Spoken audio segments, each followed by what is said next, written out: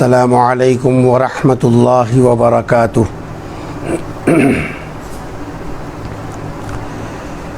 بسم اللہ الرحمن الرحیم۔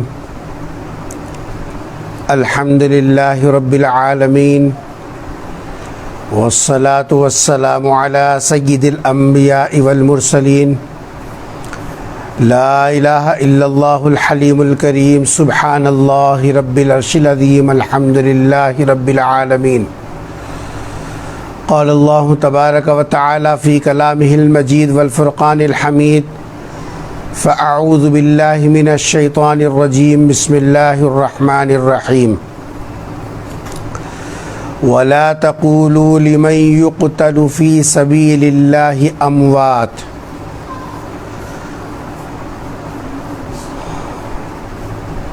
قال النبي صلى الله عليه وسلم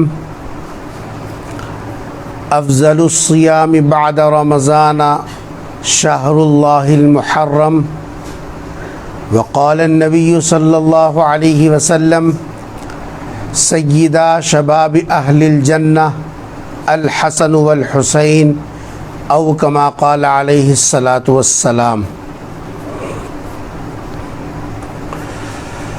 ناظرین گرامی، اللہ تبارک و تعالیٰ کا بے انتہا فضل اور اس کا احسان ہے کہ اللہ تبارک و تعالیٰ نے اس وبائی اور بلائی ماحول میں ہم سب کو عافیت کے ساتھ، صحت کے ساتھ اس ماہ محرم کو پانے کی توفیق نصیب فرمائی، اور اس کے مبارک ایام کے اندر اور اس کے خیر و برکات کو حاصل کرنے کے مواقع اللہ عطا فرما رہے ہیں۔ عمومی طور پر پورے عالم اسلام میں اور پوری دنیا میں جہاں جہاں مسلمان بستے ہیں، پیغمبر صلی اللہ علیہ وسلم کی نسبت رکھتے ہیں، تو ماہ محرم کے اندر دو طبقے ہو جاتے ہیں۔ ایک طبقہ تو وہ ہے جو ماہ محرم الحرام کو قرآن کی اور حدیث کی اور نبی کی زندگی اور صحابہ کی زندگی کی روشنی میں اس مہینے کی عظمت کو اور اس کے محترم ہونے کو سمجھ کر چلتا ہے۔ ایک طبقہ تو یہ ہے۔ ایک طبقہ وہ ہے جو ماہ محرم کے احترام کو خالص واقع کربلا کے ساتھ جوڑ کر چلتا ہے، لیکن اہل السنت والجماعت کا اور خصوصاً حضرات علماء دیوبند کا اس سلسلے میں معتدل موقف یہ ہے کہ ماہ محرم الحرام یہ اس دن سے محترم ہے جس دن کے بارے میں قرآن نے کہا یوم خلق السماوات والارض منها اربعۃ حرم ذالک الدین القیم۔ اس لیے قرآن نے جب اس کو محترم کہا اور نبی کی زندگی اس پر شاہد ہے، ہجرت سے پہلے کی زندگی، ہجرت کے بعد کی زندگی، دنیا سے پردہ فرمانے تک کی زندگی، اس کے بعد صحابہ کا دور، تابعین کا دور، یہ پورا کا پورا اس بات پر شاہد ہے کہ محرم الحرام کا مہینہ جی صاحب جو ہے شروع سے ہی محترم مانا گیا۔ زمانے جاہلیت کے اندر بھی لوگ اس کا احترام کرتے تھے، اور اسلام نے اس کے احترام والے عمل کو برقرار رکھا، اور اس کے اندر حضور اکرم صلی اللہ علیہ وسلم اور صحابہ کے معمولات دیکھنے سے اس ماہ میں رمضان المبارک کے روزے فرض ہونے سے پہلے اسی مہینے کے تو روزے فرض تھے، اور جب رمضان المبارک کے روزے فرض کر دیے گئے تو محرم کے مہینوں کی روزے کی فرضیت جی صاحب وہ ختم ہو گئی۔ اس لیے جو حدیث مبارکہ کا ٹکڑا میں نے خطبے میں پڑھا، افضل الصیام بعد رمضان شہر اللہ المحرم، رمضان المبارک کے بعد اگر کوئی مہینہ روزے کے اعتبار سے، روزہ رکھنے کے حساب جو ہے ظرف کے اعتبار سے اگر کوئی ہے تو وہ جو ہے محرم کا مہینہ۔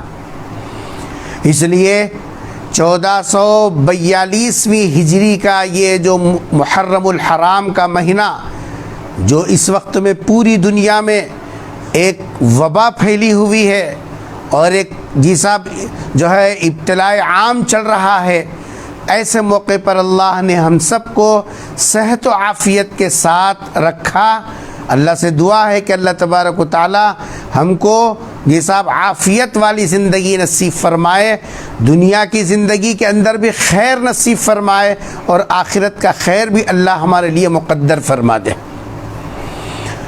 ناظرین کرام، جیسا کہ اعلان کیا گیا، آج کی اس نشست میں جو تاریخ کے اعتبار سے تو جی صاحب 9 محرم ہے، لیکن مغرب سے ہماری عاشوراء کی تاریخ شروع ہو چکی، اور اسی لیے یہ ارادہ کیا گیا کہ آج آپ حضرات کے سامنے حاضر ہو کر حضور اکرم صلی اللہ علیہ وسلم کے نواسۂ رسول حضرت حسین رضی اللہ تعالیٰ عنہ کی شہادت دی اور اس سے ملنے والے کچھ ایسے پیغامات امت کے سامنے رکھے جائیں جو غفلت کی وجہ سے یا کم جو ہے علمی کی وجہ سے یا کم فرصتی، عدم فرصتی کی وجہ سے اس کی طرف توجہ نہیں ہوتی۔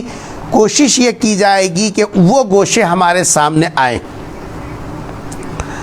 عام طور پر بے پڑھا لکھا طبقہ یا عام طبقہ محرم کو حضرت حسین کے ساتھ جوڑ کر دیکھنے کا عادی ہو گیا،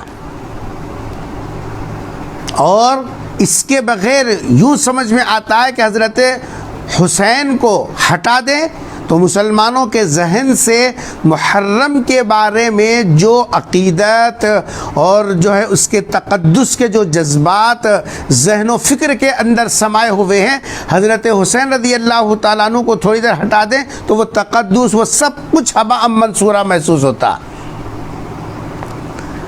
اس لیے ہم نے ارادہ کیا کہ اور اب اس وقت میں جو گفتگو ہم آپ کے سامنے کریں گے، ایک تو جو ہے کل کے دن کیے جانے والے اعمال کی طرف اشارہ، اور پھر اس کے بعد جو واقع کربلا سے منسلک حضور اکرم صلی اللہ علیہ وسلم کے نواسے منسوب ہیں، اس بارے میں کچھ ضروری جو ہے باتیں اور ضروری گوشے واضح کرنے کا ارادہ ہے۔ آپ کو معلوم ہے کہ حضور اکرم صلی اللہ علیہ وسلم کے ویسے نواسے اور نواسیوں کی تفصیل بہت کم ہم لوگ جانتے ہیں۔ ہم میں سے ہم اپنے گھر والوں کو یا اپنے آپ سے اگر پوچھیں سرکار دو عالم صلی اللہ علیہ وسلم کی سب سے بڑی نواسی کا نام کیا ہے، تو میں سمجھتا ہوں کہ بہت کم لوگوں کو معلوم ہے سرکار دو عالم صلی اللہ علیہ وسلم کی سب سے بڑی نواسی کون سی بیٹی سے ہوئی اور ان کا نام کیا تھا۔ صرف 2 نام ہمارے ذہن میں اور جو ہے رہ گئے، اور وہ ہے حضرت حسن اور حضرت حسین۔ نہ نواسوں کی تعداد ہے نہ نواسیوں کی تعداد ہے، سید خاندان کس سے چلا، اور پھر حضور اکرم صلی اللہ علیہ وسلم کے صاحب جو ہے خاندان کی جو شاخ چلی ہے وہ کدھر سے چلی ہے، اس کی کوئی تفصیلات ہم کو معلوم نہیں ہے۔ حضور اکرم صلی اللہ علیہ وسلم کی 4 بیٹیاں، 4 بیٹیوں میں سے حضرت زینب رضی اللہ عنہا یہ بڑی بیٹی ہیں، اور ان کے بطن سے حضور اکرم صلی اللہ علیہ وسلم کی نواسی ہوئی، ان کا نام تھا حضرت امامہ۔ یہ حضور کی بڑی نواسی کا نام ہے۔ ہم نے حضور کی نواسیوں کے نام، حالانکہ جو رشتہ حضرت حسن کا حضرت حسین رضی اللہ عنہما کا سرکار دو عالم صلی اللہ علیہ وسلم کے ساتھ ہے، تو حضرت زینب کی اولاد کا بھی وہی تو تعلق ہے، وہ بھی نواسی رسول ہیں، نواسا ہو کے نواسی۔ حضور کے بڑے نواسے کا نام حضرت علی ہے جی، اور حضور اکرم صلی اللہ علیہ وسلم کی بڑی نواسی کا نام امامہ ہے۔ جو نسبتیں حضرت حسن کو اور حضرت حسین کو حاصل ہیں رضی اللہ عنہما، وہی نسبتیں تو حضرت علی کو جو جی صاحب آپ کے نواسے ہیں، اور حضرت امامہ کو جو آپ کی بڑی نواسی ہے، ان کو بھی تو حاصل ہے۔ اگر یہ اولاد نبی کے اندر آتے ہیں اور نواسے ہیں، تو پھر کیا یہ نواسے نہیں ہیں؟ ہم نے کبھی اس پر غور نہیں کیا۔ سرکار دو عالم صلی اللہ علیہ وسلم سے محبت کا تقاضا یہ تھا کہ جیسے ہم اپنے افراد خاندان کی تفصیلات سے واقف ہوتے ہیں جی، ہم اپنی اولاد کو نبی کے خاندان کی تفصیلات جی صاحب سے واقف کرائیں۔ کبھی ہم نے یہ فکریں کی؟ آپ عمومی طور پر خطبات کے اندر آپ سنیں گے، ایک طرف حضور اکرم صلی اللہ علیہ وسلم کے ان دو ہی نواسوں، اور اس میں سے بھی حضرت جی صاحب حسین رضی اللہ تعالی عنہ کے بچپنے کے چند 2-3 واقعات سنا دیا، پھر اس کے بعد لے جا کر ڈائریکٹ کربلا کے واقعے سے جی صاحب جو ہے جوڑ دیا حضرت حسین کو۔ بیچ میں آپ کو معلوم ہے سرکار حضرت حسن ان کی ولادت ہوئی احد کے سال، اور احد کب ہوا؟ سن 3 ہجری کے اندر، اور اس کے دوسرے سال حضرت حسین کی ولادت ہوئی رضی اللہ عنہما۔ یہ دونوں 1 سال کے چھوٹے بڑے ہیں، بڑے حسن ہیں اور جی صاحب دوسرے حضرت حسین ہیں، یہ دونوں کے درمیان میں بس 1 سال کا فرق ہے۔ جو ہے سرکار جب دنیا سے پردہ فرمائے تو حضرت حسن کی عمر تھی 7 سال، اور حضرت حسین کی عمر تھی 6 سال۔ اس کے بعد کربلا کا جو واقعہ پیش آیا، سرکار کے دنیا سے پردہ فرمانے کے 60 سال کے بعد، آپ بولیے یہ 6 سال کے تھے سرکار کے دنیا سے پردہ فرمانے کے وقت میں، اور 60 سال کے بعد وہ واقعہ پیش آ رہا ہے، تو اب کتنی عمر ہو گئی حضرت حسین کی؟ واقعی اگر یہ نواسے رسول سے محبت ہے اور ان کا تقدس ہمارے دل و دماغ کے اوپر چھایا ہوا ہے، تو حضرت حسنین کی زندگی جیسے بچپنے سے ہم بتا رہے ہیں، درمیان کی ان کی جو زندگی ہے، حضرت جی صاحب دور فاروقی کی زندگی، دور عثمانی کی زندگی، دور علی کی زندگی، حضرت جی صاحب معاویہ رضی اللہ تعالیٰ عنہ کے دور میں ان نواسوں کے جی صاحب کیا حالات رہے، صحابہ کے ساتھ ان کا کیا تال میل رہا، ان کی اپنی زندگیاں صحابہ کے ساتھ کیسی رہی، صحابہ کی زندگیاں ان کے ساتھ کیسی رہی، صحابہ ان کے ساتھ کیسا سلوک کرتے تھے، اور صحابہ کے ساتھ ان کا کیا رویہ تھا، کبھی ہم نے ان گوشوں کو یہ صاحب جو ہے سامنے نہیں لایا، اور اس کی ضرورت بھی محسوس نہیں کی۔ کیا ضرورت ہے؟ کیونکہ ہمارا جو ذہن افسانوی اعتبار سے بن گیا ہے، اس لیے کبھی ہم نے اس کی طرف توجہ نہیں کی۔ یہ بات بالکل طے شدہ ہے۔ اور سنو، حضرت حسن اور حضرت حسین یہ دونوں وہ نواسے ہیں جن کو وہ عظمتیں حاصل ہیں جو دنیا میں کسی اور کو ایسی عظمتیں نہیں ملی۔ معلوم ہے حضرت حسن اور حضرت حسین ان دونوں کی جس وقت میں ولادت ہوئی، حضرت علی نے ان دونوں کا نام بھی رکھا تھا حرب، جنگ۔ حضور نے حضرت حسن کے وقت میں بھی پوچھا تھا کیا نام رکھا، کہا کہ حرب۔ سرکار نے فرمایا کہ نہیں، میرا یہ جو بیٹا، نواسے کو بیٹا کہتے تھے، میرا یہ بیٹا ہے، اس کا نام ہوگا حسن۔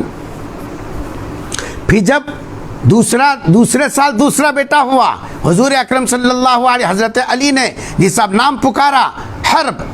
حضور نے پوچھا کیا نام رکھا ہے، فرمایا کہ جی صاحب جو ہے حرب۔ فرمایا کہ نہیں، میرے یہ بیٹے کا نام حسین ہے۔ ان دونوں نواسوں کا نام سرکار نے خود رکھا ہے۔ نبی کی زبان سے اگر کسی کا نام منتخب ہو جائے کیا خوش نصیبی ہے اس کی. اور آپ کو معلوم ہے یہ وہ نواسے ہیں جن کے پیٹ میں دنیا کی سب سے پہلی غذا جو گئی وہ سرکار دو عالم صلی اللہ علیہ وسلم کا لعاب مبارک تھا. آپ نے نام رکھا, آپ نے گھٹی دی, اور آپ نے سب سے پہلے جی صاحب ان دونوں کے عقیقے کا انتظام کیا. نام بھی آپ نے رکھا جی صاحب, اور پھر بچہ جب پیدا ہوتا ہے تو بچے کے کان میں اذان دی جاتی ہے, سیدھے کان میں اذان اور بائیں کان میں جی صاحب اقامت. آپ کو معلوم ہونا چاہیے اگر بچہ ہو تو اذان دینے کا طریقہ کیا ہے. ہم لوگ تو ملصاووں کو ڈھونڈتے پھرتے رہتے ہیں جی. شوہر نامدار الحمدللہ مسجد کی صدارت کے لیے لڑنے والے اپنے گھر کے اندر اگر اولاد کی نعمت آگے اذان نہیں دے سکتے. صدارت کے لیے لڑیں گے, میں صدر بنوں گا, میں سیکرٹری بنوں گا, اور اپنی اولاد کو اذان نہیں دے سکتے. کبھی سیکھا ہی نہیں, ضرورت ہی محسوس نہیں کی. لڑکے کو اس طریقے سے نو مولود کو ایسے دونوں ہاتھوں میں پکڑ کر ایسے کان کے پاس منہ لے جا کر اذان دینا چاہیے. سیدھے کان کے اندر اذان پڑھی جائے. بچہ ایسا ہے تو یہ سیدھا کان ہوگا بچے کا جی صاحب. یہاں رکھ کے اللہ اکبر آہستہ آواز کے ساتھ رک رک کر اذان کے کلمات ادا کیے جائیں. پھر بچے کو ایسے پلٹا کر اس طریقے سے رکھ کر یہاں اقامت پڑھی جائے جیسے اقامت پڑھی جاتی ہے, جلدی جلدی اللہ اکبر اللہ اکبر اللہ اکبر اللہ اکبر, اس طریقے سے. اور ایک بات یاد رکھو, حضور اکرم صلی اللہ علیہ وسلم نے پوری زندگی نماز کے لیے آپ نے کبھی اذان نہیں دی. اذان کے کلمات سرکار دو عالم صلی اللہ علیہ وسلم نے اعلان نماز کے طور پر کبھی آپ نے پوری زندگی میں کبھی سرکار نے اذان نہیں دی. ہاں اذان کے کلمات بچے کے کان میں, اپنے نواسے کے کان میں حضور نے اذان کے کلمات ادا کیے.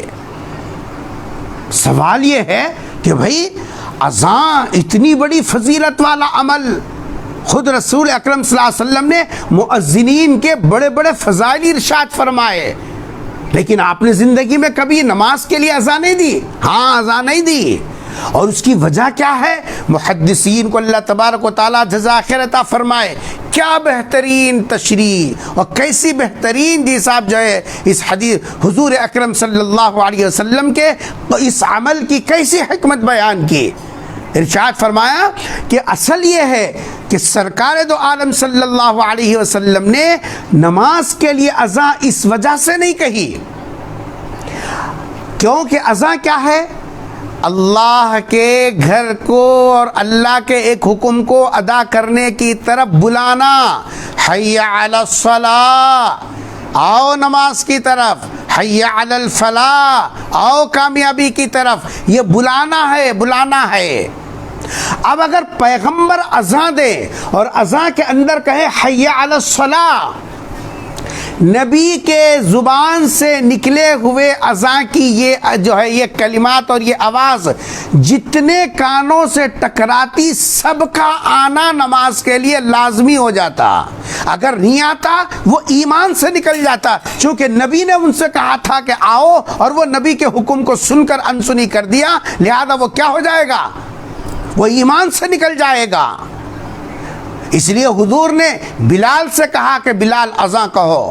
حضور نے حضرت عبداللہ ابن مکتوم سے کہا کہ تم اذان کہو. فلاں صحابی سے کہا کہ تم اذان کہو. لیکن کبھی پیغمبر صلی اللہ علیہ وسلم نے اذان کے الفاظ نماز کے لیے نہیں ادا کیے.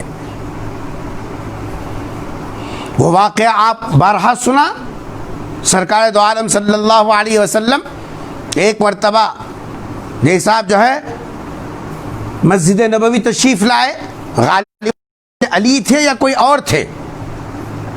ایک صحابی سے کہا کہ ان کو نماز کے لیے بیدار کرو. صحابی نے تو حضور کے حکم کی تعمیل کر دی, بیدار کر دیا, لیکن ذہن میں یہ آیا آپ نیکی کے عمل میں سبقت کرنے والے, آپ نہیں اٹھایا, مجھے کیوں کہا؟ پیغمبر صلی اللہ علیہ وسلم سے اس کی حکمت پوچھی تو آپ صلی اللہ علیہ وسلم نے فرمایا کہ وہ نیند کی حالت میں ہے. اگر میں براہ راست اٹھاتا اور وہ کہتا کہ جاؤ نیند میں ہے، کچھ بھی کہہ سکتا، میں نہیں اڑتا جاؤ، اگر نیند کی حالت میں یہ کہتا تو وہ ایمان سے نکل جاتا. اور اگر تو نے اٹھانے کے بعد کہا تو تیرے جی صاحب جو حکم کو ٹالنے کی وجہ سے وہ ایمان سے نہیں جاتا. میں نہ اٹھا کر اس کے اوپر احسان کیا.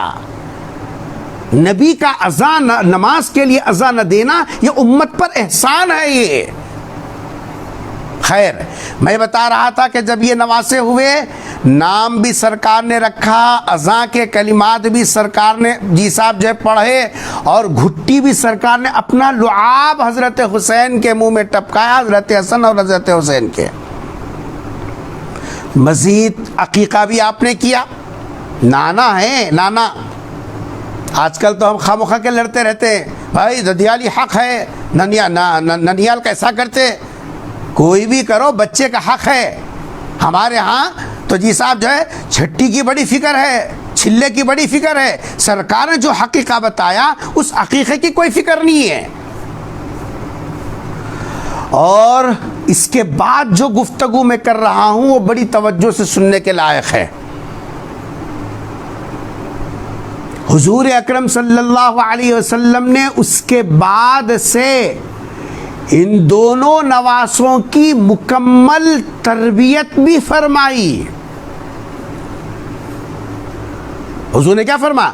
اکرموا اولادکم واحسنوا آدابہم. حضور اکرم صلی اللہ علیہ وسلم نے اولاد کی تربیت کی ذمہ داری دی، اور حضور نے صرف ارشاد ہی نہیں فرمایا، عملی طور پر کر کے بتلایا. روایتوں میں آتا ہے وضو حسنین، حضرات حسنین نے سرکار سے وضو کرنا سیکھا.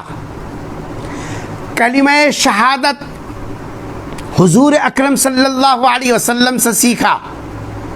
سورہ فاتحہ نبی سے یاد کیا. صبح شام پڑھنے کی دعا بسم اللہ الذی لا یضر مع اسمہ، جی اذکار مسنونہ حضور سے سیکھا.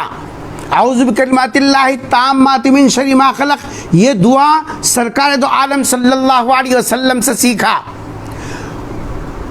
قنوت، وتر کی نماز میں جو قنوت پڑھا جاتا تیسری رکعت میں، اللہم انا نستعینک، بڑے بڑے باپ بن گئے، نانا بن گئے، دادا بن گئے، ویسے ہی نماز ڈھکل رہے ہیں، لیکن آج تک قنوت یاد کرنے کی توفیق نہیں ہوئی ہے.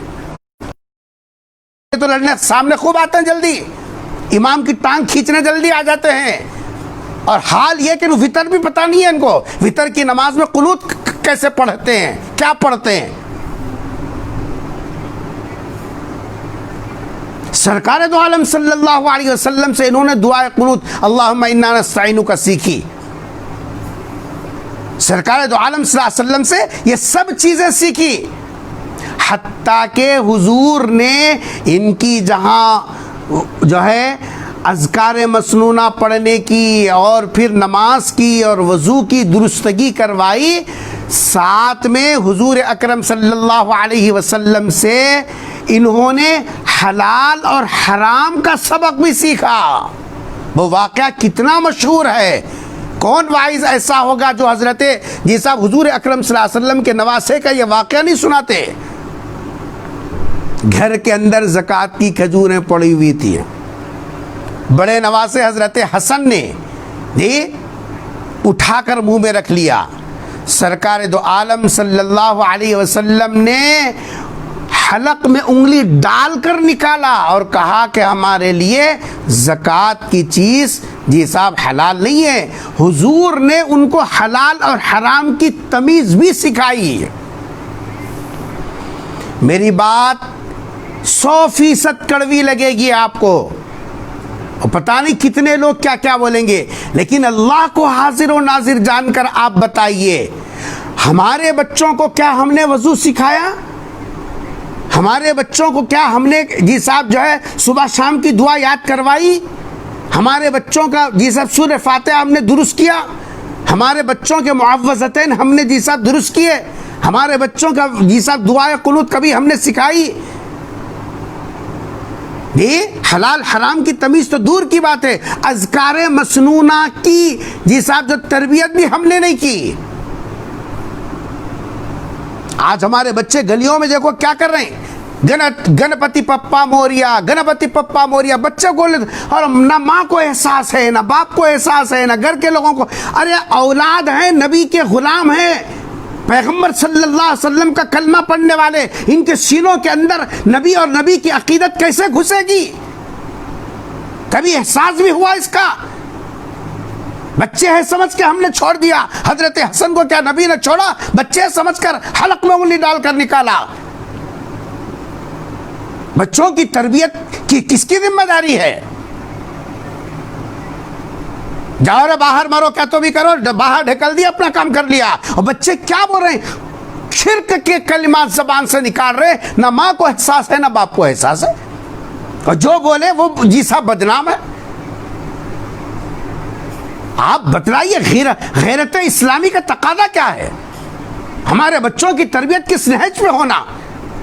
آتے جاتے وقت میں ان کی حساب کس طریقے سے کون سی چیزیں ان کے دل و دماغ کے اندر بٹھانا، کبھی ہم نے یہ فکر کی؟ چھوڑ دیا حوالے مدرسوں کے، جاؤ پڑھو رے، کیا تو بھی کرو۔ یاد رکھو، دنیا میں ماں باپ جتنی محبت کے ساتھ اپنی اولاد کو سکھا سکتے ہیں، اپنی اولاد کے سینے میں انڈیل سکتے ہیں، ان کے دل و دماغ کو موڑ سکتے ہیں، دنیا کی کوئی طاقت نہیں کر سکتی۔ استاد ایک مرتبہ بولے گا، دوسری مرتبہ ڈنڈا ہاتھ میں لے گا۔ استاد کی زبان 1 سے 2 مرتبہ نرم چلتی ہے، تیسری مرتبہ سخت ہو جاتی ہے۔ لیکن ماں اور باپ کی، ماں کی زبان کی مٹھاس، ماں کی زبان کے الفاظ، باپ کی شفقت والی جی صاحب جو ہے زبان، یہ دنیا میں اس کے کوئی بدل ہی نہیں ہے اس کا۔ یا تو نبی ہوگا یا تو ماں باپ ہوں گے۔ نبی کی زبان میں اللہ وہ مٹھاس دے کے دیتے ہیں، اسی لیے نبی کے جی صاحب دربار سے کوئی بچک کے نہیں جاتا۔ حضرات حسنین کی تربیت سرکار دو عالم صلی اللہ علیہ وسلم نے کی۔ یہ راکب بردوش نبی پیغمبر کے کبھی کاندھے پر چڑھ کر جی صاحب یہ اپنا وقت بتاتے۔ یہ فضیلتیں حضرات حسنین کی، یہ حضور کے ماحول میں کسی کو 6 سال کسی کو 7 سال رہنے کا موقع ملا جی صاحب، یہ نبی کی تربیت، نبی کی برکتیں، نبی کی سعادتیں، یہ جی صاحب 24 گھنٹے نبی کے ساتھ رہ کر، کبھی نبی مغرب کے بعد ان کو بلا لیتے، کبھی یہ پیغمبر کی خدمت میں چلے جاتے، کبھی پیغمبر حضرت فاطمہ کے گھر جاتے۔ اس طریقے سے ان بچوں کی تربیت کی، کیونکہ جی صاحب اولاد ابھی کوئی تھی نہیں، جو تھی تو جی صاحب حضور اکرم صلی اللہ علیہ وسلم کے قریب میں، تو آپ نے ان کی تربیت میں کوئی کسر نہیں رکھا۔ پھر جب پیغمبر دنیا سے پردہ فرما گئے، حضرت حسن 7 سال کے، حضرت حسین 6 سال کے رضی اللہ عنہما۔ اب سرکار کے دنیا سے پردہ فرمانے کے بعد دور صدیقی شروع ہوا، لیکن ان کا ابھی بچپنا لڑکپنا چل رہا ہے ان دونوں کا۔ کیا تعلق حضرات صحابہ کرام کا جی صاحب ان کے ساتھ کیسا تعلق تھا؟ کیونکہ نبی سے محبت تھی، اس لیے نبی کی اولاد سے بھی محبت کرتے تھے۔ حضرت ابو بکر صدیق رضی اللہ تعالیٰ کے بارے میں آتا ہے کہ مرتبہ مسجد میں نماز پڑھا کر باہر نکلے تو بچے کھیل رہے تھے۔ بچے مسجد میں جب تک رہتے، نماز پڑھتے ہی باہر نکل کے کھیلنا شروع کر دیا۔ حضرت ابو بکر بھی باہر نکلے، دیکھا کہ بچے کھیل رہے ہیں۔ حضرت ابو بکر خلیفۃ الرسول دوڑتے ہوئے گئے، ان بچوں میں سے ایک بچے کو اٹھا لیا اور اٹھا کر بوسہ دینے لگے۔ جب بوسے لینے لگے، حضرت علی رضی اللہ تعالیٰ عنہ کی نظر پڑی تو حضرت علی نے مسکراتے ہوئے حضرت ابو بکر سے کہا، پتہ بھی ہے کس کا بیٹا ہے؟ کیسی شفقتیں تھی حضرات حسنین کے ساتھ حضرات صحابہ کرام کی۔ حضرت ابو بکر رضی اللہ تعالیٰ نے فرمایا کہ ہاں جانتا ہوں بیٹا علی کا ہے، لیکن شباہت پیغمبر کی ہے، شباہت پیغمبر کی ہے۔ حضرات صحابہ کو جب کبھی سرکار دو عالم صلی اللہ علیہ وسلم یاد آ جاتے اور دیکھنا دل کہتا، صحابہ کہتے ہم دونوں نواسوں کو سامنے رکھتے، حضرت حسن جیسا سر سے لے کر ناف تک بہو بہو سرکار کی شباہت تھی، اور ناف سے لے کر پیروں تک حضرت حسین ہو بہو جیسا مشابہت پیغمبر صلی اللہ علیہ وسلم کی تھی۔ اور ایک بات آپ کو معلوم ہونا چاہیے، یہ دونوں نواسے مل کر حضور اکرم صلی اللہ علیہ وسلم کی شفاعت مکمل ہوتی تھی، جبکہ کتابوں میں لکھا کہ حضرت فاطمہ الزہرا رضی اللہ تعالی عنہا یہ سرکار کی مکمل شباہت حضرت فاطمہ کو حاصل تھی۔ اللہ نے ایسا انتظام کیا، خواتین میں اگر کوئی نبی کی شباہت کو دیکھنا چاہتا، حضرت فاطمہ رضی اللہ تعالیٰ عنہ ان کے لیے تھی جی، اور ذکور کے اندر اگر کوئی کسی کو دیکھنا چاہتا تو وہ جی صاحب جو ہے حضرت حسن حضرت حسین کو۔ ایک مرتبہ حضرت عمر رضی اللہ تعالیٰ عنہ کے بیٹے، ان کا نام تھا عبداللہ، ابن عمر سے مشہور ہیں، حضرت ابن عمر کو حضرت حسین نے ایک مرتبہ گفتگو کے دوران میں کہا، یبن الغلام، اے غلام کے بیٹے، بچے ہی ہوتے ہیں۔ حضرت ابن عمر کو برا لگا، وہ فوراً حضرت عمر کے پاس پہنچے، اپنے باپ والد کے پاس، اور جا کر کہا کہ حسین مجھے یبن الغلام کہہ رہے ہیں۔ حضرت عمر رضی اللہ تعالیٰ عنہ کا جی صاحب جو ہے رویہ دیکھیے، اس موقع پر ہم ہوتے تو پورا گن کے رکھ دیتے، ہمارا طرز کیا ہے وہ تو ہم خود جانتے، کوئی بتانے کی ضرورت نہیں ہے۔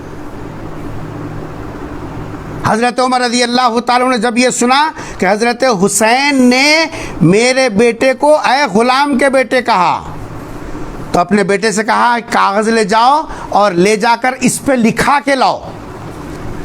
گئے حضرت ابن عمر حضرت حسین کے پاس اور کہا کہ تم نے مجھے کہا غلام کا بیٹا، لکھ کے دو اس کے اوپر۔ تو حضرت حسین نے اس میں لکھا یبن الغلام، لکھا کر لے کر آئے۔ لوگوں کے سامنے حضرت عمر رضی اللہ تعالیٰ عنہ نے کہا الحمدللہ، تو میرے کفن میں یہ کاغذ رکھنا، میں جب دربار الہی میں حاضر ہو جاؤں گا تو میں اللہ کے سامنے کہوں گا کہ اے اللہ، جب تک میں زندہ رہا جب تک میں زندہ رہا تیرے محبوب کی خدمت میں رہا اور غلام بن کر رہا، اور اس کے بعد میری آل اولاد بھی آپ کی آل اولاد کی غلام بن کر رہی، اور اس کی سند یہ ہے میں اللہ کو بتاؤں گا تاکہ جی صاحب یہ میری بخشش کا سامان ہو جائے۔ کیا محبت تھی حضرات صحابہ کے قلوب میں حضرات حسنین سے، یہ ان کی جوانی کی زندگی آئی ہے۔ کبھی ہم نے حضرات حسنین کی جوانی کی زندگیوں کو پڑھا نہیں اور سنا نہیں اور بتایا بھی نہیں، اور بتانے والوں کے حال یہ کہ بس وہ یا تو وہ گود میں ہیں یا تو پھر وہاں ہیں۔ حضرات حسنین کو خلافت راشدہ کے اندر بھی، صحابہ کے دور میں بھی وہ عزتیں نصیب ہوئی جو تصور نہیں کر سکتے، محبتیں نصیب ہوئی جن کا تصور نہیں کر سکتے۔ حضرت ابو ہریرہ رضی اللہ تعالیٰ عنہ جو حفاظ حدیث میں شمار ہوتے ہیں، جنازے میں گئے قبرستان کے اندر، حضرت حسین کے پیروں پر چلنے کی وجہ سے گرد و غبار جی صاحب جو ہے لگا۔ حضرت ابو ہریرہ رضی اللہ تعالیٰ عنہ جن کا مقام حدیث میں یہ ہے کہ حدیث کی کوئی بھی کتاب اٹھا کے دیکھو، کوئی ورق ایسا نہیں ہوگا جس کے اوپر ابو ہریرہ کا نام نہ آیا۔ حفاظ حدیث میں شمار ہوتے ہیں۔ کیا حال تھا ان کا؟ حضرت حسین کے پیروں پر دیکھا، ان کے نعلین پر گرد و غبار ہے، نیچے بیٹھ گئے حضرت ابو ہریرہ اور اپنا رومال نکالا اور حضرت حسین کے جوتے کو صاف کرنے لگے۔ یہ دیکھ کر حضرت حسین کی آنکھیں بھر آئی، کہا کہ تم کیا کرتے ہو؟ کہا کہ نہیں، آپ اللہ کے محبوب کے نواسے ہیں، آپ کی قدر میرے لیے عزت ہے۔ یہ تھا حضرت صحابہ کرام کے ساتھ ان لوگوں کا سلوک۔ نبی کے جانے کے بعد ان کے ساتھ یہ سب گھور کے دیکھنا نہیں تھا معاملہ، نفرتوں کا سلوک نہیں کیا، محبتیں ہی محبتیں، اپنی اولاد سے زیادہ ان کو دیا، اپنی اولاد سے زیادہ ان کو مقدم رکھا۔ حضرت عمر کے دور میں جب وظیفے کا نمبر آیا، حضرت ابن عمر کا وظیفہ کم ہوا اور حضرت حسنین میں سے کسی کا جیسا زیادہ ہوا، تو حضرت ابن عمر نے کہا کہ بھئی میرا وظیفہ کم ہو گیا، کہا کہ ہاں، میں نے جن کا وظیفہ حضرت حسین کا وظیفہ زیادہ کیا وہ شہزادے کا جیسا باپ بھی اعلیٰ اور اس کا نانا بھی اعلیٰ، اور تو صرف جیسا تیرا باپ بھی ان کا مقابلہ نہیں کر سکتا، تو پھر وہ شہزادوں کو میں کیوں زیادہ نہ دوں؟ عطا کرنے میں، بخشش میں، حسن سلوک میں، یہ سب اظہار شفقت میں حضرات صحابہ کرام کے ساتھ جو ہے حضرات حسن کا ایسا تال میل تھا۔ کبھی ان لوگوں نے حضرت ابو بکر کی خلافت کے خلاف کوئی بات نہیں کہی، حضرت عمر کی خلافت کے جو ہے اندر تابعدار رہے، حضرت عثمان کی تابعداری میں رہے، بلکہ پہرے داری کی، تابعداری تو تابعداری، حضرت عثمان رضی اللہ عنہ کی پہرے داری بھی۔ میرا وقت زیادہ ہو جائے گا، میرا موضوع نکل جائے گا، اس لیے میں اس کو صرف اشارے میں کہہ رہا ہوں۔ حضرت عثمان غنی رضی اللہ عنہ کے زمانے سے یہودیوں نے ایک کام کیا، کچھ لوگوں کو تیار کیا، اور اس کا سرغنہ تھا جو جی صاحب ربر اسٹامپ بن کر کام کر رہا تھا، عبداللہ ابن سبا اس کا نام تھا۔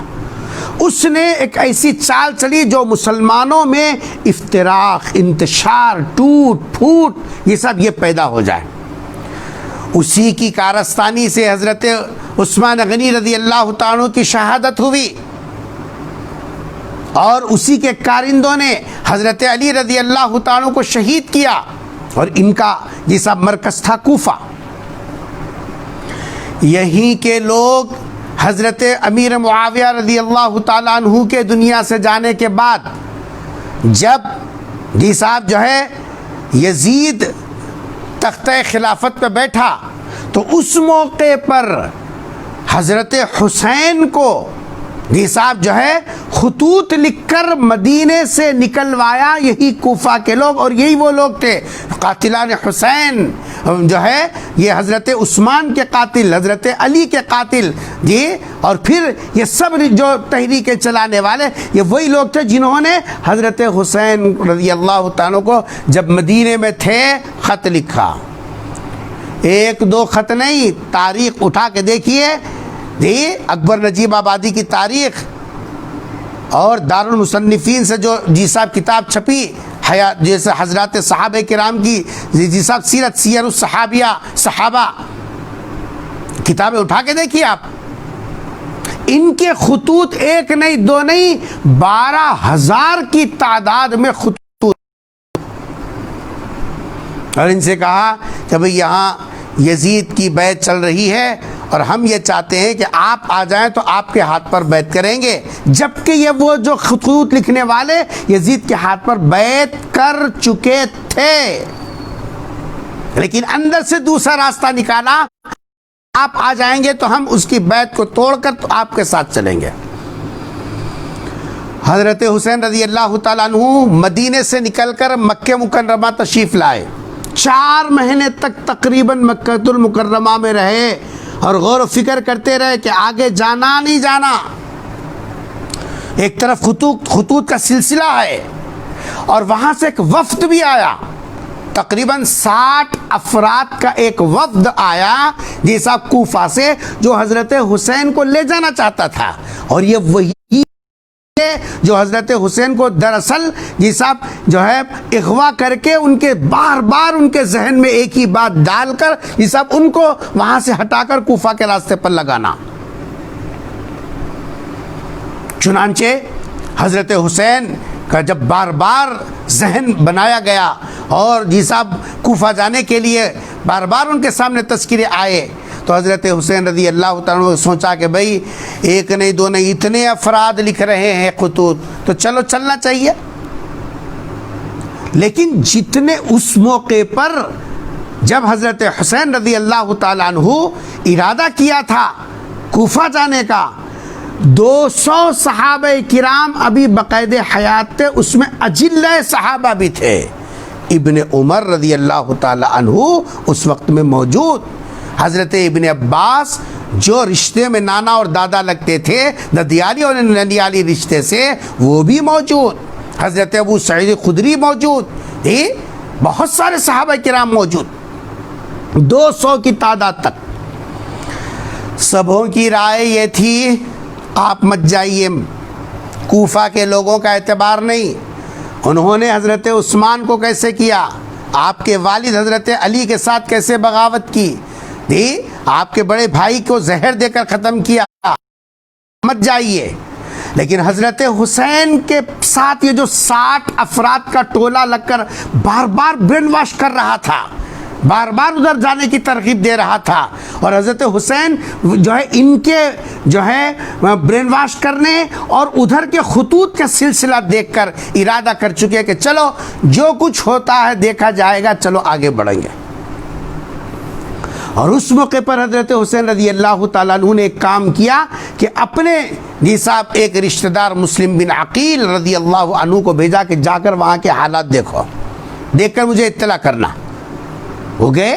پہلے تو خوب لوگوں نے جو خطوط لکھے تھے استقبال کیا، لیکن جیسے ہی وہاں کے گورنر کو اطلاع ملی کہ یہ اس طریقے سے آپ کی بیعت کو توڑ کر یہ ان کا ساتھ دینا چاہتے ہیں، تو خطرناک اعلان ہوا، جس کی وجہ سے سب کے سب بھاگے چھوڑ کر، اور حضرت مسلم بن عقیل کو شہید بھی کر دیا. راستہ طے کرتے ہوئے جب ایک مقام تک پہنچے، کسی راکب کے ہاتھ سے اطلاع ملی، خط ملا کہ مسلم بن عقیل شہید کر دیے گئے، دھوکہ کیا گیا ان کے ساتھ. حضرت حسین رضی اللہ تعالیٰ سمجھ گئے کہ مجھے دھوکے سے بلایا جا رہا ہے. یہ 60 افراد جو ساتھ میں ہیں، یہ مسلسل اس صاحب کوشش میں لگے ہوئے ہیں کہ مجھے وہاں تک پہنچا دیں، اور قاصد کے ساتھ انہوں نے صاحب یہ ظلم کیا. حضرت حسین وہاں سے پلٹنے کا ارادہ بھی کیا، لیکن مسلم بن عقیل کے بھائیوں نے کہا ہمارا بھائی مر جائے اور ہم واپس چلے جائیں، اس کا خون ایسے ہی چلے جائے گا، بدلہ نہیں لیں گے. حضرت حسین نے کہا کہ چلو میں بھی ساتھ چلتا ہوں. ساتھ ہو گئے، اور کچھ دور چلنے کے بعد وہاں ادھر سے قافلہ آیا، جس کے اندر صاحب وہ لوگ بھی تھے جنہوں نے آپ کو خطوط لکھا تھا. حضرت حسین رضی اللہ تعالیٰ عنہ نے صاحب جب کہا کہ بھئی میں اپنی طرف سے یہ خطوط ہیں، یہ خطوط نکال کر بتائے، اور اس کے اوپر نام لکھا ہوا تھا، مہر لگی ہوئی تھی. ان لوگوں سے پوچھا کہ یہ تمہاری دستخط ہیں؟ کہا کہ ہاں. مہر تمہاری ہے؟ کہا کہ ہاں. یہ خطوط تم نے لکھے؟ کہا کہ ہاں. پھر میرا استقبال ایسے کیوں کر رہے ہو؟ خاموش، کوئی جواب نہیں دیتا، کیونکہ اگر جواب دیں گے یزید تک بات معلوم ہوگی کہ یہ سب ان کے ہاتھ پر بھی بیعت کر چکے ہیں، اور وہاں غداری کر کے اب یہاں حسین کو بلا کر ان کے ساتھ بھی غداری کر رہے ہیں، تو ان کی تو صاحب جو ہے سزا ہوگی. اس لیے ان لوگوں نے صاف خاموشی کا مدعا. حضرت حسین، یہ دوسری جگہ جہاں حضرت حسین کو احساس ہو گیا کہ دھوکے سے بلایا، غداری کر رہے ہیں یہ لوگ. کسی مرثیہ لکھنے والے نے کہا مجھے کوفہ والو مسافر نہ سمجھو، میں آیا نہیں ہوں، بلایا گیا ہوں، ایک مہمان بن کر ستایا گیا ہوں، میں رویا نہیں ہوں، رلایا گیا ہوں. ہے تو حسین کے ساتھ اس طریقے کا مکر و فریب اور دھوکہ کیا گیا، اور دھوکے سے جب یہ دیکھ لیا کہ حضرت حسین دیکھ رہے ہیں کہ یہ سب غداروں کا، یہ ساتھ میں 60 کا ٹولہ ہے اور ادھر پورے غدار ہیں. اس کے بعد آپ جو ہے جغرافیہ دیکھیے، مکے سے نکل کر جب کوفہ جائیں گے تو درمیان میں کربلا نہیں ملے گا. آپ میپ اٹھا کے دیکھیے، مدینے سے جو راستہ چلتا ہے اور جیسا کوفہ پہنچتا تو درمیان میں کربلا نہیں ملے گا. درمیان میں ایک چوراہا آئے گا جہاں سے 2 راستے الگ ہوں گے. ایک راستہ تو سیدھا ادھر جاتا، ایک راستہ دمشق جاتا ہے. یہ دمشق کے راستے سے ہے کربلا پڑا. انہوں نے یہ سوچا کہ اگر ہم سیدھے راستے سے نکلیں گے تو ڈائریکٹ یزید تک پہنچیں گے تو وہاں سب سے پہلے ہماری گردن ناپی جائے گی. ہم نے ان کے ساتھ غداری کی, اس لیے انہوں نے ادھر کا راستہ اختیار کر کے کربلا کو لے گیا. پھر وہاں وہ سب کچھ ہوا جو آپ بچپنے سے یہ 55 کی عمر تک برابر سن رہے ہیں کہ جی صاحب حضرت حسین کے اس قافلے کے ساتھ دھوکہ کر کے جب ان کو یہاں گھیرا گیا اور پھر ان کے اوپر پانی بند کیا گیا, جی جو ہے نہر فرات سے پانی لینے نہیں دیا گیا, اور جب انہوں نے دیکھا کہ جی صاحب جو ہے اگر یہ بچ کر آگے چلے گئے, براہ راست یزید سے بات کی. حضرت حسین کہہ رہے تھے یا تو مجھے واپس جانے دو یا تو پھر مجھے سرحدوں پر چھوڑ دو یا تو پھر براہ راست یزید سے مل کر بات کرنے دو. انہوں نے سوچا کہ اگر ہم براہ راست یزید سے مل کر بات کرنے دیں گے ہمارا بھانا پوٹے گا کہ ہم نے ان کو خطوط لکھ کر بلائے ہیں, ہماری پہلی شامت ہوگی, ہماری گردن ناپی جائے گی. اس لیے انہوں نے دوسرے راستے سے لے جا کر شب خون مارا. حضرت حسین رضی اللہ تعالی عنہ کے خطوط جو تھے وہ خطوط ان کے حوالے نہیں ہوئے. انہوں نے وہ خطوط کو ان کا اپنا یہ صاحب لوس پوائنٹ بچانے کے لیے انہوں نے حضرت حسین کے قافلے کے ڈیروں کو آگ لگائی. کون تھے اس کے اندر؟ وہ خواتین تھی جی صاحب جو آل رسول کہلاتے ہیں, آل رسول کہلاتے ہیں. ایسی پاکیزہ خواتین جن کو کبھی بے پردہ آسمان نے بھی نہ دیکھا ہوگا, ایسی جی صاحب پاکیزہ خواتین کے ڈیروں کو انہوں نے جلایا. اور پھر حضرت حسین رضی اللہ تعالی عنہ پر جو جی صاحب حملہ ہوا وہ تو پورا واقعہ آپ کو معلوم ہے کہ اس کے اندر ایک ایک کر کے سب شہید ہو گئے. حضرت حسین نے بھی جی جواں مردی پامردی کے ساتھ مقابلہ کیا, کوئی بزدلی کا مظاہرہ نہیں کیا. یہ صاحب آپ کے ہاتھ سے یہ صاحب ان کے دشمنوں کے 50 سے زیادہ قریب لوگ مارے گئے. اس کے بعد حضرت حسین رضی اللہ تعالیٰ عنہ کو انہوں نے عین ظہر کے وقت میں نماز کی حالت میں جی صاحب ان کو جو ہے شہید کیا گیا. انا للہ و انا الیہ راجعون. میں اتنا واقعہ اس لیے ذکر کیا کہ حضرت حسین رضی اللہ تعالی عنہ جو خطوط کے آنے کا سلسلہ شروع ہونے کے بعد مدینے سے نکل کر مکہ آئے اور مکے میں 4 مہینے قیام کرنے کے بعد جو سفر شروع کیا اور یہاں تک آ کر آپ کی شہادت پر جی صاحب یہ جو ہے واقعہ ختم ہوا, اس دوران میں ہمارے لیے کیا پیغام ہے؟ 15 منٹ کے اندر انشاءاللہ گفتگو مکمل کر لیں گے. کیا پیغام ہے؟ سب سے پہلی چیز جو حضرت حسین رضی اللہ تعالیٰ عنہ کے اس سفری واقعے کے اندر ہم کو ملتی ہے وہ یہ ہے کہ نے جب ایک جو ہے موقف طے کر لیا کہ بھائی مجھے ان خطوط لکھنے والوں کے جی صاحب کی رعایت کرنی چاہیے اور مجھے ان تک پہنچنا چاہیے, ایک موقف متعین کر لیا اور پھر اس کے بعد چل کھڑے ہوئے.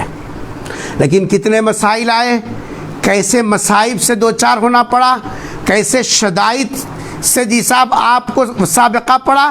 لیکن حضرت حسین رضی اللہ عنہ کے پائے استقامت میں ذری بھی جی صاحب جو ہے جنبش نہیں ہوئی. برابر جو نصب العین آپ نے ٹارگٹ طے کیا کہ مجھے جانا ہے, آپ نکل کر چلتے رہے.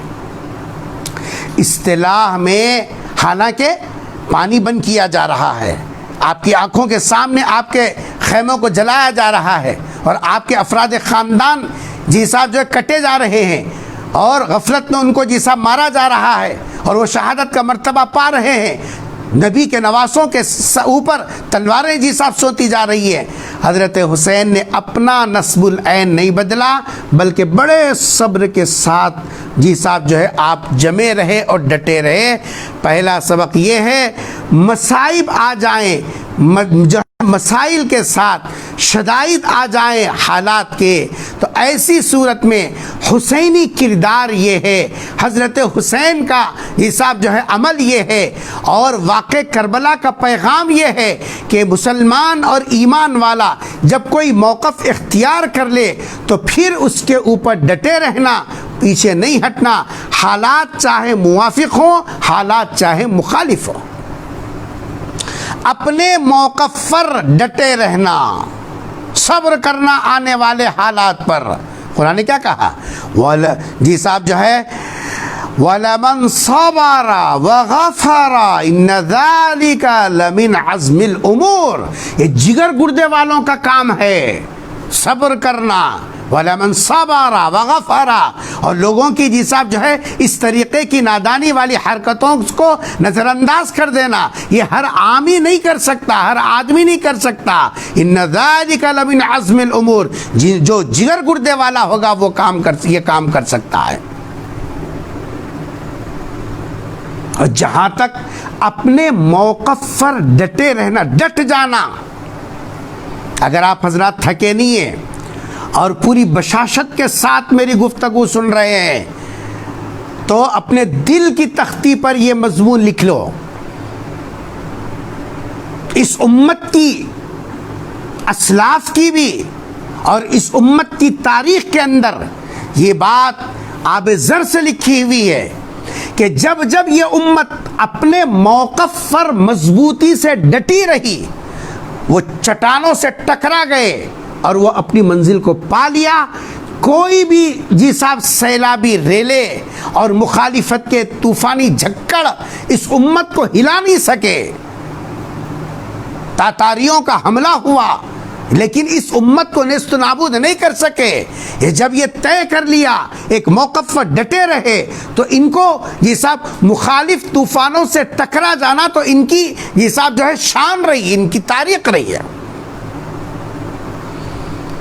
صحابہ کی زندگیاں دیکھیے، حضرت حسین تو بہت دور کی بات ہے کہ وہ اپنے موقف سے پھر جائیں۔ حضرت بلال کو دیکھو، کوڑے کھا رہے ہیں لیکن موقف ہے احد احد، ہلے نہیں۔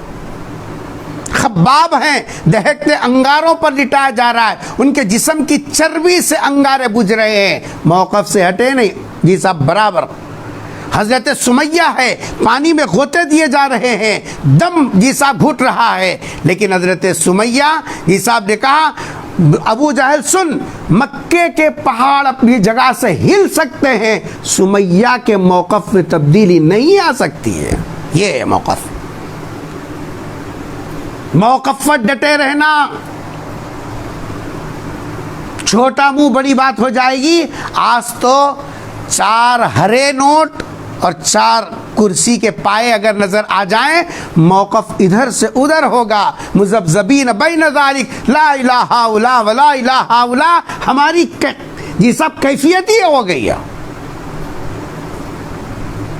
کیسے ہم جی صاحب اپنے ٹارگٹ کو حاصل کریں گے، کیسے ہم اپنے منزل تک پہنچیں گے؟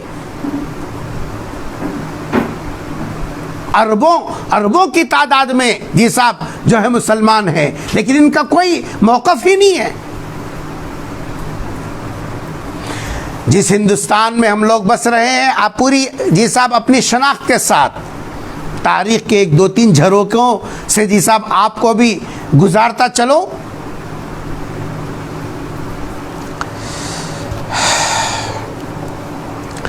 حضرت حسین احمد مدنی نور اللہ مرقدہ، جو اسی نواسے رسول کے نام پر نام رکھا گیا، حضرت حسین، حضرت مدنی علیہ الرحمہ اسی ہندوستان کے سپوت ہیں۔ انگریزوں کی مخالفت میں جب ان کے خلاف فتویٰ آیا، ان کے خلاف فتویٰ آیا، انگریز کی عدالت میں انگریز جج نے پوچھا کہ آپ کے خلاف میں یہ مقدمہ ہے کہ آپ نے انگریز کی جی صاحب جو نوکری کرنے کو جی صاحب جو ہے حرام قرار دیا، کیا تمہارا یہ فتویٰ ہے؟ تاریخ شاہد ہے، حضرت مدنی علیہ الرحمہ نے کہا کہ ہاں، جب نہیں اب بھی تمہارے سامنے کہہ رہا ہوں بھری عدالت کے اندر کہ انگریز کی نوکری کرنا حرام ہے۔ جج نے کہا معلوم ہے اس کی سزا کیا ہے؟ کہا کہ پتہ ہے، اسی لیے کہتے ہوئے آپ نے اپنی بغل میں سے ایک کپڑا نکالا، اور کہا اسی لیے میں اپنا کفن ساتھ میں لایا ہوں. یہ ہے اپنے موقف پر ڈٹے رہنا. اولئک آبائی فجئنی بمثلہم، یہ ہے ہمارے اکابرین، یہ ہے ہمارے اسلاف.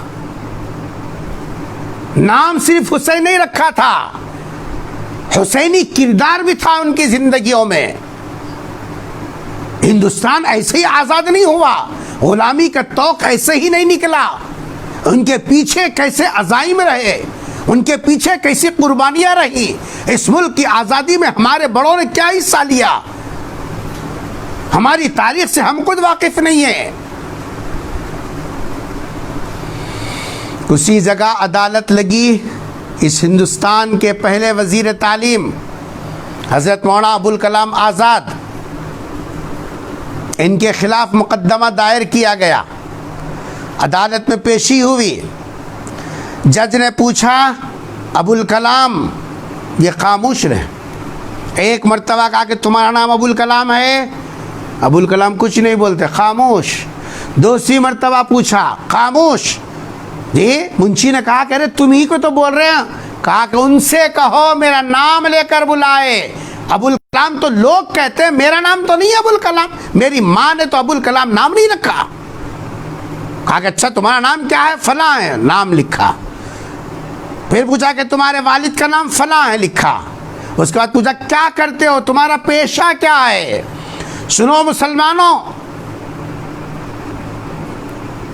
حضرت حسین کے نام پر شربت بنا کر تقسیم کرنا آسان ہے، رٹے اور چنگے بنا کر کھانا اور مزے لوٹنا آسان ہے.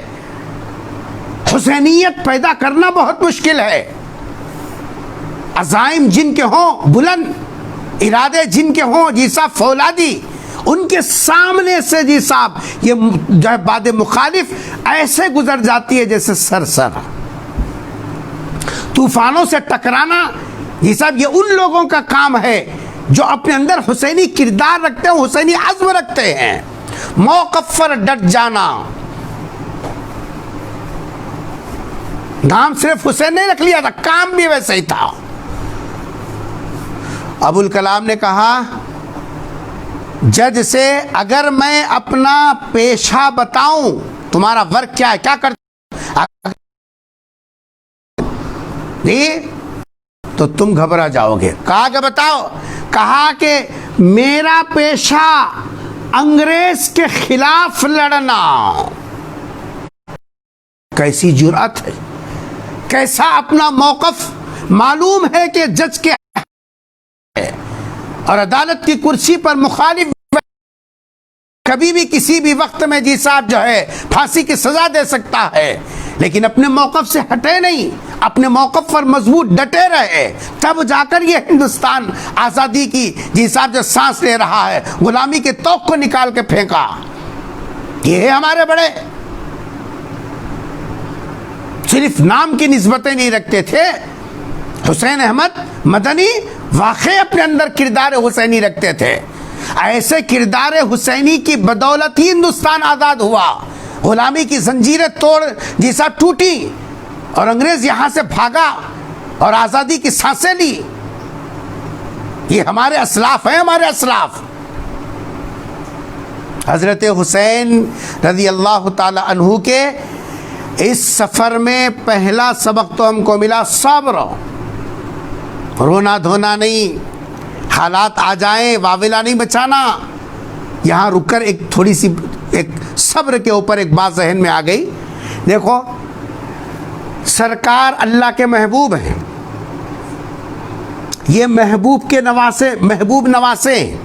یہ ایسے نواسے ہیں جن کو سرکار نے اپنے سینے سے لگایا، نہیں اپنا لعاب ڈالا اور کہا کہ سیدہ شباب اہل الجنہ، یہ جنت کے نوجوانوں کے سردار ہیں، ان کو یہ مقام ملا. سوال یہ ہے کہ ان کے اوپر حالات ایسے کیوں آئے؟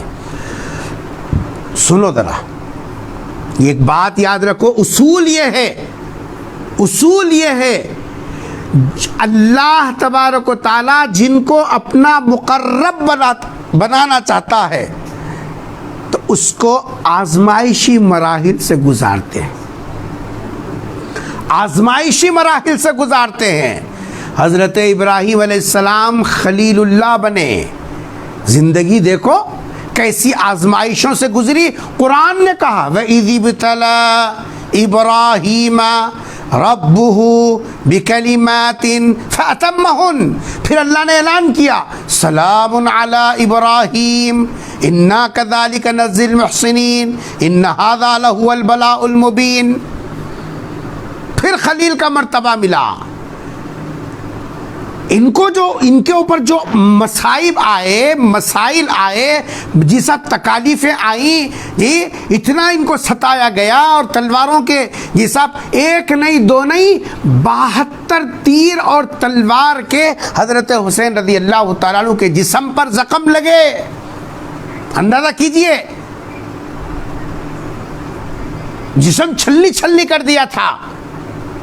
اتنے مصائب، ارے نبی کے جیسا محبوب کے محبوب نواسے ہیں، اللہ تبارک و تعالیٰ کچھ اور بھی فیصلہ کر سکتا تھا، نہیں، اللہ یہ چاہتے ہیں ان آزمائشی مراحل سے گزریں تاکہ وہ جنت کی سرداریت اور سیادت کا تاج ان کے جیسا سر پر سجایا جائے، اور وہ ان مراحل سے گزرنے کے بعد ملتا ہے۔ تو پہلا صبر، رونا چیخنا چلانا نہیں۔ گھر سے موتا ہوگی، جی شوہر کا انتقال ہوا، بیوی کا انتقال ہوا، بچوں کے جنازے نکلے، ماں باپ کو یہ سب کاندھا دینے کی نوبت آئی، چیخنا چلانا نہیں، بیانہ نہیں کرنا، اللہ کے فیصلے پر راضی رہنا۔ ہاں ایک تعلق تھا، تعلق کی وجہ سے یہ سب انا بفراقک لمحزونون، ہم آپ کی جدائیگی پر بہت غم زدہ ہیں۔ سرکار کے گھروں میں سے بھی جنازے اٹھے، ابراہیم کا جنازہ نکلا، زینب کا جنازہ نکلا، رقیہ کا جنازہ نکلا، یہ سب جو ہے آپ کے گھر سے بھی جنازے نکلے۔ صحابہ کرام، کئی صحابہ آپ کی گود کے اندر جی صاحب دم توڑا، آپ کے قدموں میں دم توڑے، آپ کے آنکھوں کے سامنے صحابہ کرام کی لاشیں جی صاحب شہید ہو کر گری، لیکن حضور نے سلیقہ دیا اظہار غم کا۔ یہ نہیں کہ اپنے سینوں کو پیٹ لو، ہائے ہائے کرتے رہو، بلکہ یہاں تک کا من ضرب الخدود، غم کے موقع پہ کلوں پہ مار کے مر گئی میرا کیا ہوگا، من ضرب الخدود، کپڑے پھاڑ لینا، وشق الجیوب، فرمایا ودعا بدعوى الجاہلیہ فلیس منا، میری جماعت سے اس کا کوئی تعلق نہیں ہے۔ جو کلے مار لے، جس ساتھ سینہ پیٹ لے جی اور ہا ہو کرے، نہیں۔ یہ جو ماتم ہے اس سے کیا تعلق ہے؟ نبی کی ہدایت کیا ہے؟ اظہار غم کے کیا طریقے ہیں اور ہم کیا کر رہے ہیں؟ اور اس کو اہل السنت والجماعت کا تو جی صاحب جو ہے کی جو پہچان سمجھ رہے ہیں۔ حضور نے صاف صاف کہہ دیا اظہار غم کے لیے جی جسم کو نوچنا، بالوں کو نوچنا، گریبانوں کو چاک کرنا، پھاڑنا، کپڑے پھاڑنا، بیان کرنا، یہ سب اسلامی تعلیمات کے بالکل مغایر ہے۔ تو پہلا سبق واقعہ کربلا سے ملا صبر، اور دوسرا سبق ملا اپنے موقف پر ڈٹ جانا۔ آج جو حالات یہ صاحب پوری دنیا کے اندر جو مسلمانوں کے محمد عربی صلی اللہ علیہ وسلم کے غلاموں کے خلاف نظر آ رہے ہیں، اس کے اندر ہم لوگوں کو اپنے موقف پر کیسے مضبوط رہنا ہے، ان حالات سے سبق لینا ہے۔ حضور اکرم صلی اللہ علیہ وسلم کا خانوادہ اور آپ کے اہل بیت و اطہار یہ صرف روٹیاں کھانے، شربتاں بنانے اور جی صاحب جو ہے کھچڑا پکانے کے لیے نہیں ہے۔ نبی کا خاندان کیا اس کے لیے ہے؟ ایسی گھٹیا جی صاحب جو ہے کاموں کے لیے ہے نبی کا خاندان کے؟ صرف ان کے خاندان کی نسبت پر کھچڑا بناتے رہو اور جی صاحب گھوڑے بناتے رہو اور پھر یہی کام کرتے رہو؟ نبی کا خاندان دنیا میں اس لیے کٹا، نبی کے خاندان کے لوگوں نے جو قربانیاں دی صرف یہ کھانے پینے کے واسطے ہے؟ سوچو ذرا کیسی کیسی حرکتیں کر رہے ہیں۔ نبی کو کیا چہرہ دکھاؤ گے؟ پیغمبر صلی اللہ علیہ وسلم کا آمنا سامنا قبر کے اندر بھی ہوگا، حوض کوثر پر ہوگا، کیا بتاؤ گے؟ اللہ کے بندو ہوش کے ناقل لو، حالات کے دھارے کو دیکھو، بدلتے ہوئے حالات کو جی صاحب کی پیشانی کو پڑھو، ہر نکلتا سورج، ہر آنے والا دن جی صاحب ایک نئے مسائل کو لے کر آ رہا ہے۔ ان حالات میں ہماری ذمہ داری کیا ہے؟ صرف یہی کہ بس کھچڑا بناؤ اور فلاں کرو اور اسی کے اندر مگن ہے کہ بس جی صاحب شفاعت مل جائے گی؟ اتنا کام تھا تو مدینے سے مکہ کیوں آئے؟ مکے سے جی صاحب آپ نے اتنا لمبا سفر کیوں کیا؟ دھوکہ دکھ رہا تھا، غداری دکھ رہی تھی، اس کے باوجود آپ اپنے موقف پر جی صاحب آگے چلے اور اتنے خاندان کے لوگ شہید ہوئے اور کیسی کیسی شہادت ہوئی، کیا اسی کھانے پینے کے واسطے؟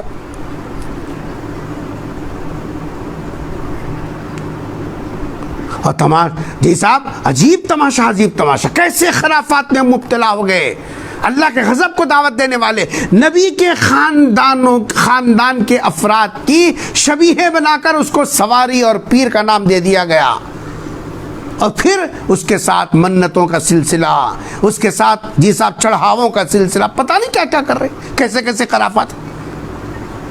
نام اہل سنت والجماعت، کام پورے وہ جو اہل تشیع کے ہیں، وہ ان کا مسلک ان کو مبارک ہے، لیکن ہم جب اپنے آپ کو اہل سنت والجماعت کہتے ہیں، مجھے بتا 10 مرتبہ قسم کھا لو، 10 مرتبہ مجھے بتاؤ،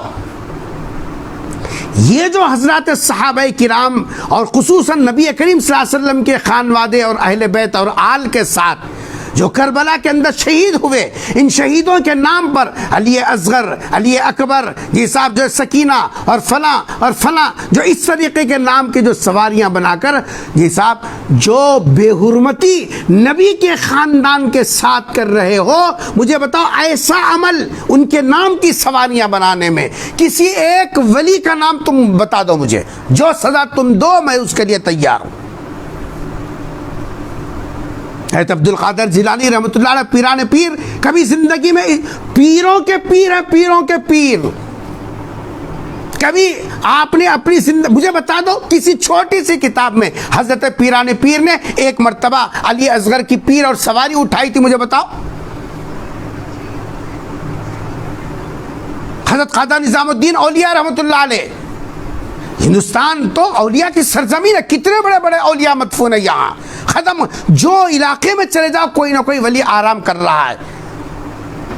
ہمارے قریب گلبرگہ کا علاقہ ہے، حضرت بندے نواز رحمۃ اللہ علیہ، بتاؤ حضرت بندے نواز کی زندگی کے اندر اور سیرت کے اندر کہ کبھی آپ نے سواری لے کر جی صاحب جو چوراہے پہ گئے ہو؟ تف ہے ہماری زندگی کے اوپر، ارے یہ تو نبی کے خاندان کی توہین ہے، یہ آپ اہل بیت و اطہار کے ساتھ جی صاحب جو ہے یہ کتنی بڑی گستاخی ہے، یہ نبی کے افراد خاندان کے ساتھ ایسی جسارت۔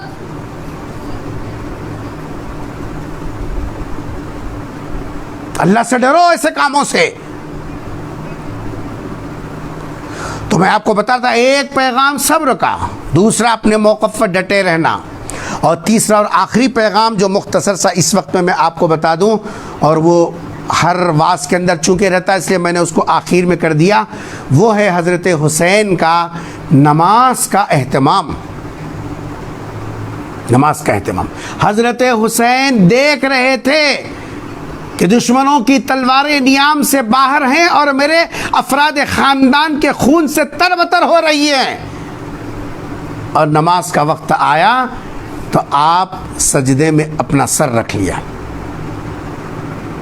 آپ کو معلوم ہے حضرت حسین کے سینے میں خنجر گھونپنے والا شمر جو تھا، اس نے سینے میں خنجر گھونپا۔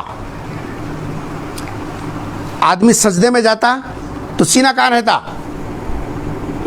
جب خنجر گھونپے گا تو سینہ کہاں رہتا؟ سینہ تو زمین کے طرف ہے، چہرہ جدھر سینہ ادھر۔ پھر شمر نے یہ صاحب آپ کے سینے میں جو خنجر گھونپا، کس طریقے سے؟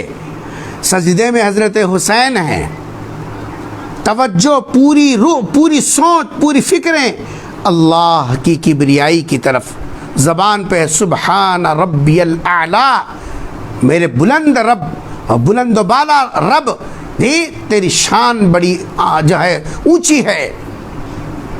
جب سجدے میں سر آپ کا ہے اور رخ تو زمین کی طرف ہے، لیکن پوری توجہ اللہ کی طرف. شمر نے حضرت حسین کو سجدے میں سے جی صاحب پلٹا دیا. یہ کیا پلٹا تھا؟ ایسا محسوس ہوتا، ہمارا وجدان یہ کہتا ہے، نہیں تصوراتی دنیا میں ایسا محسوس ہوتا ہے.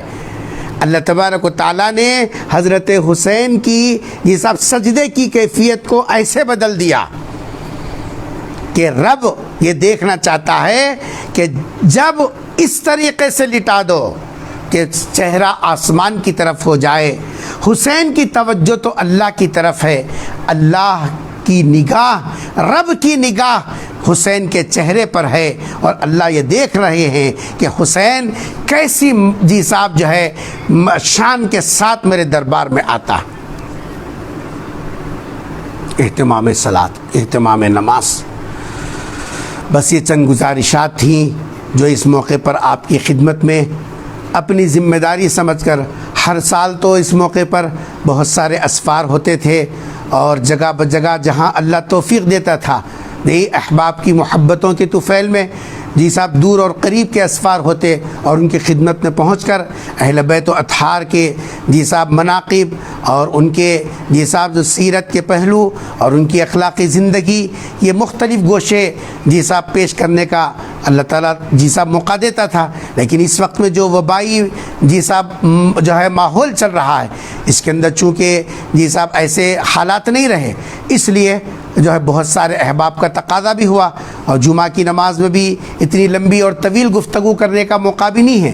اس لیے احباب کی توجہ سے آج اس وقت میں ہم نے آپ کا وقت لیا، بہت زیادہ وقت ہوا.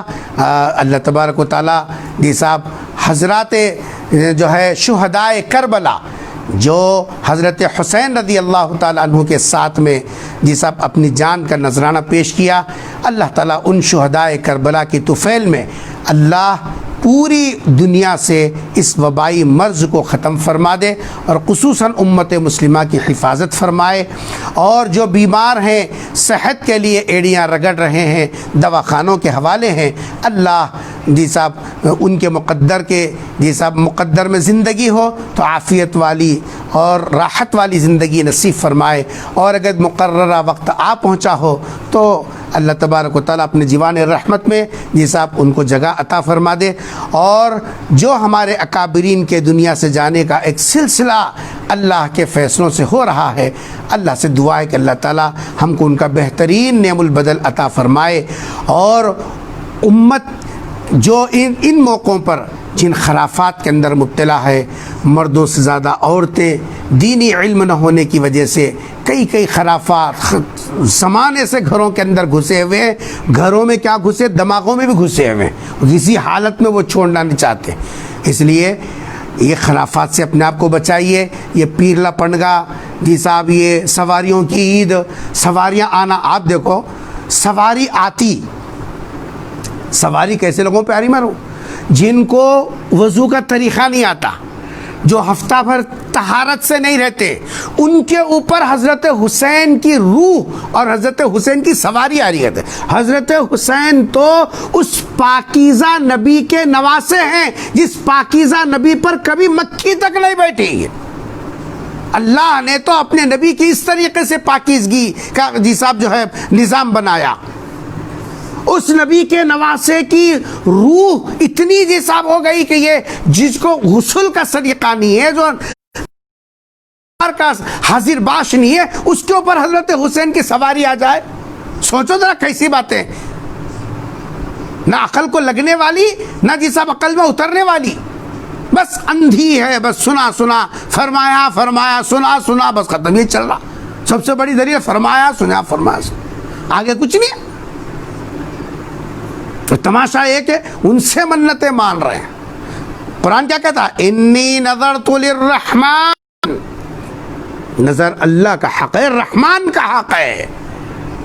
ڈگر سے ہٹو گے اسلام کے دائرے کے کہاں پہنچو گے سوچ لو. اس لیے ان خرافات سے اپنے آپ کو یہ سب بچائیے. ان دنوں میں بس دو کام کرنے کے ہیں. ایک، کل کا روزہ، جن کو توفیق ہوئی آج بھی روزہ رکھے تھے، اور کل کا روزہ تو بہرحال ہے ہی جی صاحب اس کے بعد ایک اور روزہ ملا لینا چاہیے. کسی وجہ سے نہیں بھی رکھ سکے تو کل کا روزے کا اہتمام کریں. اور روزہ کب سے کب تک رہتا؟ نہیں، طلوع آفتاب سے جی صاحب فجر سے لے کر غروب آفتاب تک رہتا. یہ دوپہر میں شربت پلانے کا کیا تصور، سمجھ بھی نہیں آیا. نبی فرما رہے روزے سے روزہ رکھو. صحابہ روزہ رکھ رہے ہیں، اولیاء روزہ رکھ رہے ہیں، شہداء جی صاحب کربلا کے لوگ روزے سے ہیں. وہاں تو 3 دن کے پیاسے ہیں. اور یہاں کہ نئی ہنڈی، نہیں کچا دودھ، اور پھر اس کے اندر لوبان کا دھواں، اور یہ عقل سے پیدل جی صاحب بس چلے ہی چلے ہو. جنت صرف نئی ہنڈی کے ساتھ وابستہ. کیسے کیسے تماشے کر رہے ہیں. ہاں ایصال ثواب کے دوسرے اور طریقے بھی تو ہیں. شہداء کربلا کے لیے ایصال ثواب کا طریقہ کیا وہی طریقہ جو جی صاحب دشمن کرے ہم بھی وہی کریں، جو قاتل کر رہا وہی کام ہم کریں. باجا بھی ہے ساتھ میں، اللہ اکبر. باجا تو خوشی پہ بجاتے ہیں.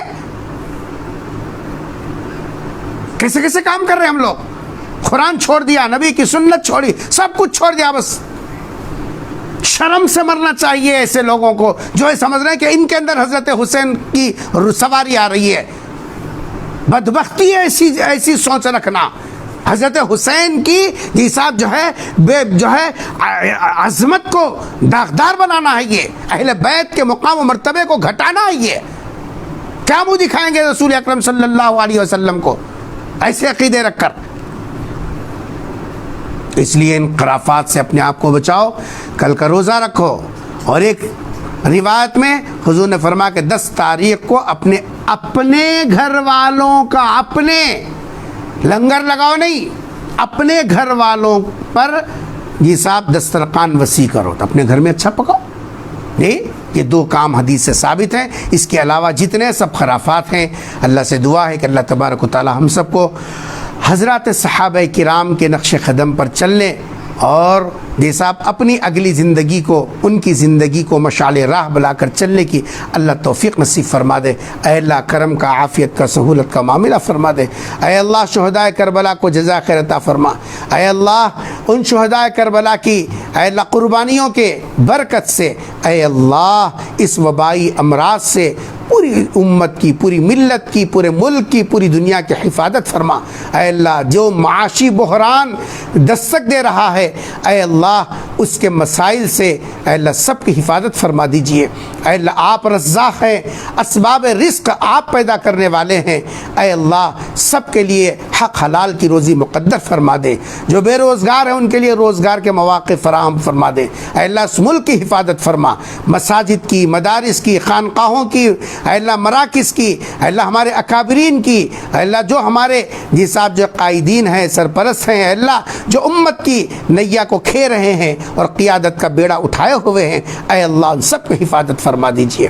اے اللہ بری موت سے، بیماریوں کی موت سے، حادثات کی موت سے، فسادات کی موت سے اللہ ہماری حفاظت فرما دیجئے. اللہ خلاف سنت زندگی سے اللہ سب کی حفاظت فرما دیجئے.